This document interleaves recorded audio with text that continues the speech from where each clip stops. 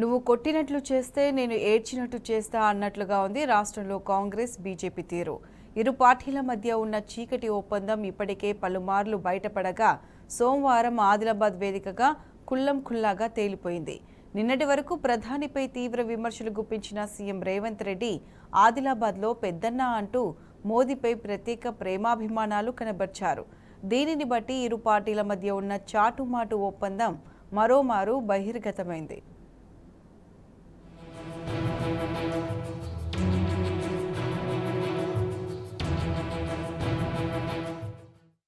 Congress BJP మధ్య రహస్య ఒప్పందాలు బయటపడుతున్నాయి. బయటకు తిట్టుకుంటూ లోపల సహకరించుకుంటున్న తీరు తేటతెల్లమైంది. పేరుకి రాజకీయ ప్రత్యర్థులు, కానీ అంతర్గతంగా అంతకు మించిన అనుబంధం ఉంది. ఇప్పుడు ఇది మోదీ పర్యటన సాక్షిగా మరోసారి రుజువైంది. అయితే ఇప్పుడే కాదు, గతంలోనూ ఇందుకు ఉదాహరణగా నిలిచే ఘటనలు చాలానే జరిగాయి. కేసీఆర్ హయాంలో కంటోన్మెంట్ భూములు, స్కైవేలు, ట్రిపుల్-ఆర్, ఐఐటీహెచ్ విషయంలో ముప్పు తిప్పలు పెట్టిన ప్రధాని మోదీ నేతృత్వంలోని కేంద్ర ప్రభుత్వం ఇప్పుడు మాత్రం సీఎం రేవంత్ ఇలా వెళ్లి రాగానే ఎడాపెడా అనుమతులు వస్తున్నాయి.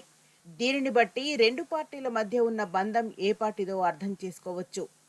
నరం లేని నాలుక ఎటైనా మాట్లాడుతుందని అంటారు. రేవంత్ రెడ్డి విషయంలో ఇది నిజమనే చెప్పుకోవాలి. మోదీపై రేవంత్ రెడ్డి కొంతకాలంగా తీవ్ర విమర్శలతో విరుచుకుపడుతున్నారు. మోదీ పాలనలో రైతుల ఆత్మహత్యలు పెరిగాయని, వారికిచ్చిన హామీల్లో ఒక్కదానిని కూడా అమలు చేయలేదని దుమ్మెత్తిపోశారు. ప్రజలపై ఆయన 100 లక్షల కోట్ల రూపాయల రుణభారం మోశారని ఆగ్రహం వ్యక్తం చేశారు. మణిపూర్లో రెండు తెగల మధ్య ఘర్షణ జరిగి అట్టుడికినా ఒక్కసారి కూడా ప్రధాని వెళ్లలేదని, ఇప్పుడు మళ్లీ విద్వేషాలు రెచ్చగొట్టి లోక్సభ ఎన్నికల్లో గెలవాలని చూస్తున్నారని తీవ్ర స్థాయిలో ఆరోపణలు చేశారు. ప్రజలకు అనేక మాయమాటలు చెప్పారని మండిపడ్డారు. అంతేకాదు, పునర్విభజన చట్టం ప్రకారం రాష్ట్రానికి రావాల్సిన వాటిని మోదీ పట్టించుకోలేదని నిప్పులు చెరిగారు. ఇప్పుడు అదే నాలుకతో మోదీని ప్రశంసల్లో ముంచెత్తారు సీఎం రేవంత్ రెడ్డి.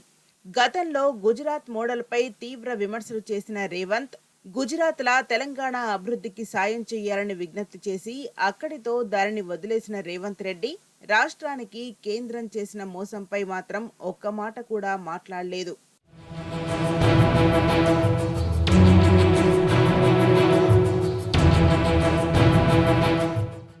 కేంద్ర రాష్ట్ర ప్రభుత్వాల మధ్య సయోధ్య కోరుకుంటున్నామని ప్రధాని సీఎం చెప్పుకొచ్చారు. ఇందులో భాగంగానే ఇటీవల రాష్ట్రానికి ఐఐటీహెచ్, రీజనల్ రింగ్ రోడ్ దక్షిణ భాగం, స్కైవేలకు కంటోన్మెంట్ భూములు వంటివి మంజూరయ్యాయని చెబుతున్నారు. వాస్తవానికి ఇవే విన్నపాలను కేసీఆర్ ప్రభుత్వం ఏళ్ల తరబడి చేసినా కేంద్రం పట్టించుకోలేదు. రాష్ట్రానికి ఐఐటీహెచ్ మంజూరు చేయాలని మాజీ మంత్రి కేటీఆర్ 2020 డిసెంబర్లో కేంద్రానికి లేఖ రాశారు. అప్పటి నుంచి ప్రభుత్వం అనేకసార్లు విజ్ఞప్తులు చేసినా కేంద్రం పట్టించుకున్న పాపాన పోలేదు. కరీంనగర్, మేడ్చల్ మార్గాల్లో స్కైవేలు, ఎలివేటెడ్ కారిడార్ల నిర్మాణానికి 2015లోనే బీఆర్ఎస్ ప్రభుత్వం ప్రణాళికలు రూపొందించింది. కంటోన్మెంట్ భూములు కావాలని ప్రతిపాదించింది.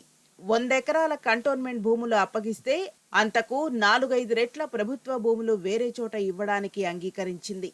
పదుల సంఖ్యలో లేఖలు, వినతులు ఇచ్చినా పట్టించుకోలేదు. ఇప్పుడు సీఎం రేవంత్ రెడ్డి ఢిల్లీకి వెళ్లి మళ్లీ అవే ప్రతిపాదనలు సమర్పించగానే రక్షణ శాఖ భూములు ఇచ్చేందుకు కేంద్ర ప్రభుత్వం పచ్చజెండా ఊపింది. ఈ పరిణామాలన్నీ కాంగ్రెస్, బీఆర్ఎస్ మధ్యనున్న స్నేహ సంబంధాన్ని బలపరుస్తున్నాయని బీఆర్ఎస్ నాయకులు విమర్శిస్తున్నారు.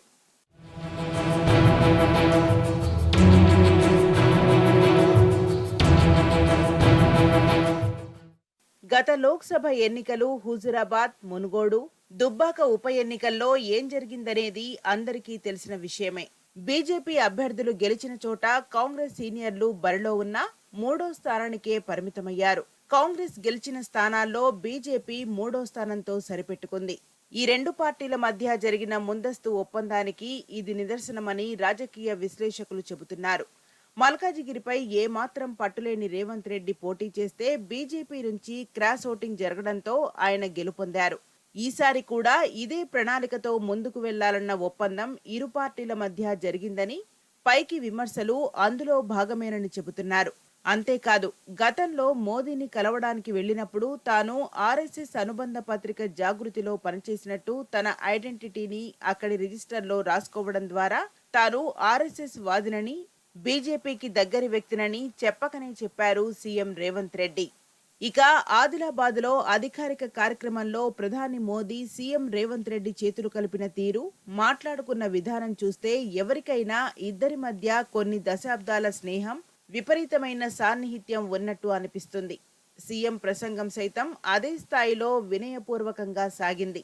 కానీ ఆ తర్వాత అరగంటలోనే మోదీ మాట మార్చేశారు. కాంగ్రెస్ గెలిచినా ప్రజలకు ఒరిగేది ఏమీ లేదంటూనే బీఆర్ఎస్ను మోదీ లక్ష్యంగా చూసుకున్నారు. అవినీతి, కుటుంబ పాలన వంటి రొడ్డకొట్టుడు వ్యాఖ్యలు చేశారు. కాంగ్రెస్, బీఆర్ఎస్ ఒక్కటేనని వ్యాఖ్యానించడం ద్వారా ప్రజల దృష్టిని మార్చే ప్రయత్నం చేశారు.